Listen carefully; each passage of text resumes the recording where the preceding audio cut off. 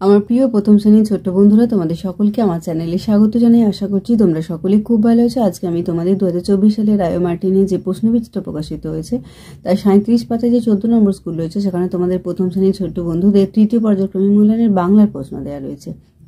আমি আজকের উত্তরগুলো তোমাদের দেখিয়ে দেবো।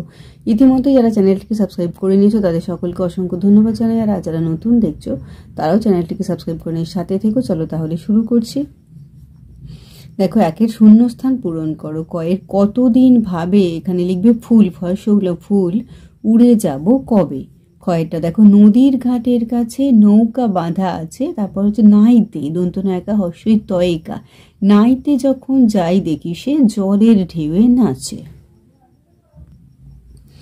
দুয়ের দাগের দেখো, নিচের পাঠটি পড়ো এবং বুঝে লেখো। এটা পড়ে নেবে, তারপরে এখানে যে কোশ্চেনগুলো দেওয়া রয়েছে বা প্রশ্নগুলো দেওয়া রয়েছে তার উত্তরগুলো তোমরা লিখবে। রবি থাকতো কলকাতার জোড়াসাঁকোয়। ছোটবেলায় সে একবার বোলপুর বেড়াতে গেল। সেখানে মাথার ওপর নীল আকাশ, চারপাশে নানা গাছ, তাল, শাল, আম, খেজুর, সোনাঝুরি, পলাশ, গাছে গাছে পাখি, কাছেই একটা নদী, নদীর নাম কোপাই। দেখো, কয়ের প্রশ্ন দেওয়া আছে রবি কোথায় থাকতো। দেখো, রবি থাকতো কলকাতা জোড়াসাঁকোয়। কয়েকটা, ছোটবেলায় সে কোথায় বেড়াতে গিয়েছিল। ছোটবেলায় সে একবার বোলপুর বেড়াতে গিয়েছিল।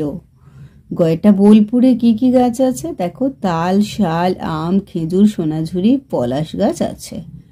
গয়টা, বোলপুরে নদীটির নাম কি। দেখো, নদীর নাম কোপাই। তিনের দাগে দেখো, সঠিক উত্তরের নিচে দাগ দাও, মানে যেটা ঠিক হবে তার নিচে দাগ দেবে। কয়ের মেজো মেশো, দেখো হাতি চড়ে আসে, হাতির নিচে দাগ দেবে। ক্ষয়ের ওই কৌটা ভরে মৌরি রাখি, মৌরির নিচে দাগ দেবে। গয়ের সাতসাগরের পাড়ে পারিজাত বনে, পারিজাত বনের নিচে দাগ দেবে। ঘয়ের চুলে দেব গুঁজি অশোক ফুল, অশোক ফুলের নিচে দাগ দেবে। চারেরটা, এলোমেলো শব্দগুলি সাজিয়ে বাক্য বানাও। কয়ের গায়ে বনে গান পাখি, এটা হবে পাখি বনে গান গায়।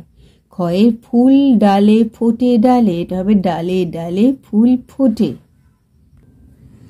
গয়েরটা দেখো, মাছ মিটি মিটি চায় ধরে বক আর, এটা হবে বগ মিটি মিটি চায় আর মাছ ধরে। ঘয়ের মুড়ি খায় বোঁদে রহিম, রহিম বোঁদে মুড়ি খায়। পাঁচের হচ্ছে কোন ঋতুতে কি হয় দাগ দিয়ে দেখাও। গরম, এটা হবে আম, কাঁঠাল, জাম, লেচু। শীত হয়ে যাবে পিঠে পুলি, নতুন আলু, ফুলকপি, গরম জামা, চড়ুই ভাতি। বর্ষা হয়ে যাবে গাঢ় মেঘ, ঝমঝম জল। শরৎ হবে শিউলি ফুল, পুকুর ভরা জল আর কাশফুল। ছয়ের দাগে দেখো, বাম দিকের সঙ্গে ডান দিক মেলাও। মোটা হয়ে যাবে রোগা, বিপরীত হচ্ছে। খালি হয়ে যাবে ভর্তি আর কাছে হয়ে যাবে দূরে। সাতের হচ্ছে অর্থ লেখো। ঘাট, এটা হবে ধাপ আর ক্ষয়ের ভৈষা হয়ে যাবে মহিষ। গয়ের ধোবা হবে রজ, ঘয়ের গোপন হবে লুকানো। আটেটা দেখো, ফাঁকা পূরণ করো এবং শব্দটি সম্পূর্ণ করো। দেখো, ত লেখা আছে, ময় হর্ষও লেখা আছে, মাঝখানে লিখবে র আর এখানে ধারে লিখবে বর্গীজ, হয়ে যাবে তরমুজ। কয়েকটা হ আছে আর শেষে মূর্ধন্য আছে, মাঝে লিখবে রহস্যই, হয়ে যাবে হরিণ। গয়েরটা বয়হস্যই আছে আর এখানে শেষে ল আছে, এখানে কি লিখবে ঢয় শূন্য র, বিড়াল।